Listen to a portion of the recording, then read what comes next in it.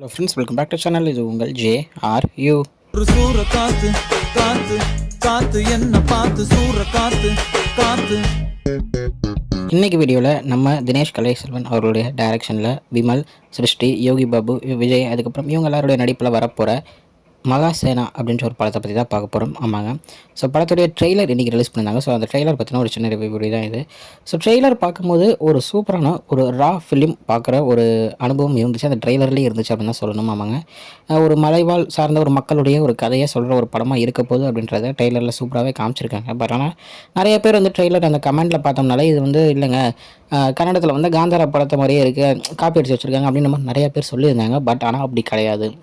அது ஏன்னு தெரியல, நம்ம தமிழ் சினிமாவில் ஒரு படத்தை எடுத்தால் மட்டும் இன்னொரு படம் அதே மாதிரி ஒரு கதைக்களம் இருக்கிற ஒரு படமாக இருந்தாலும் அதுலேருந்து ஒன்லைன் இதில் கரெக்டாக ஒரு ஆப்ட் ஆகிற மாதிரி இருந்தாலுமே இது வந்து அந்த படத்துடைய காப்பி தான், இந்த மாதிரி சிப் காப்பி, மீஷோ வெர்ஷன், இந்த மாதிரி நிறையா சொல்கிறாங்க. எனக்கு ஏன் அப்படின்ற மாதிரி புரியவே இல்லை. இது வந்து நம்ம தமிழ்நாட்டில் இருக்கிற ஒரு மலைவாழ் மக்களை பற்றின ஒரு கதை, அதை ஃபஸ்ட்டு புரிஞ்சுக்கணும். அதுக்கப்புறம் இந்த படத்தில் வந்து யாழி அப்படின்ற மாதிரி யூஸ் பண்ணியிருப்பாங்க. ஒரு யாழின்ற கடவுளை வந்து சொல்கிற ஒரு கதையாக தான் இது இருக்க போகுது அப்படின்ற மாதிரியும் சொல்லியிருக்காங்க.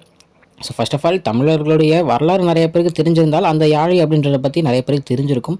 ஸோ அப்படி தெரிஞ்சிருந்தவங்க அப்படி அந்த மாதிரி பேச மாட்டாங்க அப்படின்றதும் எனக்கு நான் இவ்வளோ சொல்கிறேன்னா, ஏன்னா ஒருத்தவங்க வந்து ரொம்ப கஷ்டப்பட்டு ஒரு படத்தை வந்து ரெடி பண்ணுறாங்கன்னா இன்னொரு படத்தை ஈஸியாக அவங்க காப்பி அடித்து பேர் வாங்கிட்டு போகணுன்ற மாதிரி யாரையும் யோசிச்சு பண்ண மாட்டாங்க. ஒவ்வொருத்தருக்கு ஒரு யூனிக் ரைட்டிங் இருக்கும், ஒரு யூனிக்கான ஒரு ஸ்க்ரீன் பிளே இருக்கும், ஒரு டைரக்ஷன் இருக்கும். அப்படி இந்த டைரக்டருடைய ஒரு யூனிக் ரைட்டிங்கோட யூனிக் ஸ்க்ரீன் பிளேயோட வரப்போகிற படம் தான் மகாசேனா.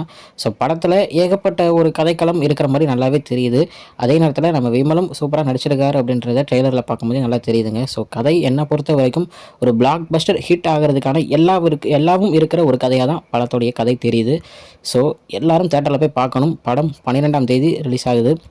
ஸோ அன்றைக்கி தான் நம்ம கார்த்தி அவர்களுடைய இன்னொரு படமும் ரிலீஸ் ஆக போகுது அப்படின்ற மாதிரி சொல்லியிருந்தாங்க. வாத்தியார் அப்படின்ற ஒரு படம் ரிலீஸ் ஆகிற மாதிரி சொல்லியிருக்காங்க. பட் ஆனால் அதுவும் அஃபிஷியலாக அப்படின்ற மாதிரி தெரியல. பட் ஆனால் இது அஃபிஷியலாக ட்ரெய்லரோட ரிலீஸ் பண்ணியிருக்காங்க. ஸோ வெயிட் பண்ணி பார்ப்போம்.